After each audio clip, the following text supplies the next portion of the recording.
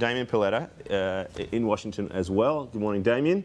Morning, how are you? Very well. Now, just you're laying down quite a different strategy that the White House is taking this time around in terms of negotiating with the House Republicans on a deal that would hopefully avert this impending disaster. Tell us a little bit about the strategy they're taking now.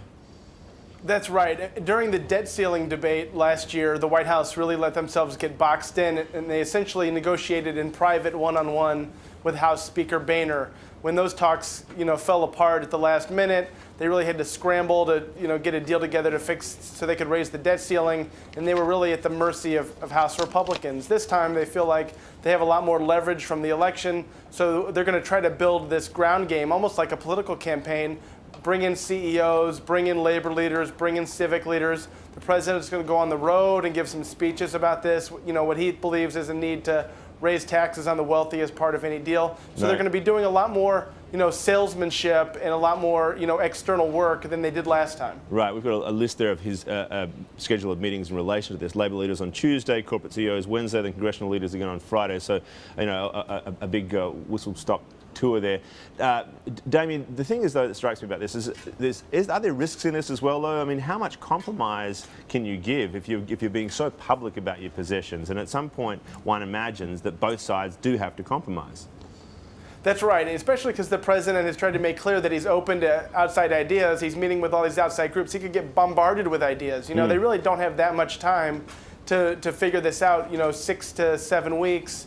And there's a lot of Thanksgiving break. The president's going to Asia next week, so they don't have that much time to figure this out. I think the president's going to try to do the best he can to appear to be open to ideas, but there's going to come a point where they're going to have to sit down with a pen and paper and sketch something out. So this is actually a fact-finding mission sort of thing, like trying to gauge what the public temperature is, rather than a salesman effort.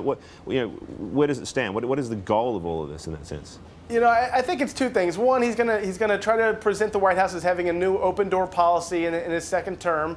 He wants business leaders to feel like they're at the table, labor leaders as well. And that way he can sort of solicit ideas and make people feel like they're having input. Then when he has his own idea and maybe he incorporates a few of their plans, he says, hey, I got some of the stuff you want in here. I need your help getting this across the finish line. Call your congressman, call your Rotary clubs, whatever. Let's try to get this done. So that's kind of what the game they're trying to build right now. Right. I think we have a screen that will show us here the savings that are projected under the White House plan. Limits and tax breaks worth $991 billion and marginal tax rate increases of $442 billion. Still a long way to go, in fact, to deal with the long-term fiscal challenges, as everybody knows. But there is a view, and it came through in your story, that the House Republicans are signaling, if subtly, sort of a more open posture toward tax increases for the wealthy. Tell us a little bit about that. That's right. I mean, the goal line has kind of moved since the election. Previously, especially with Romney as their standard bearer, they had said, we don't want any new taxes to be part of a deficit reduction plan. We really just need spending cuts, changes to entitlement programs.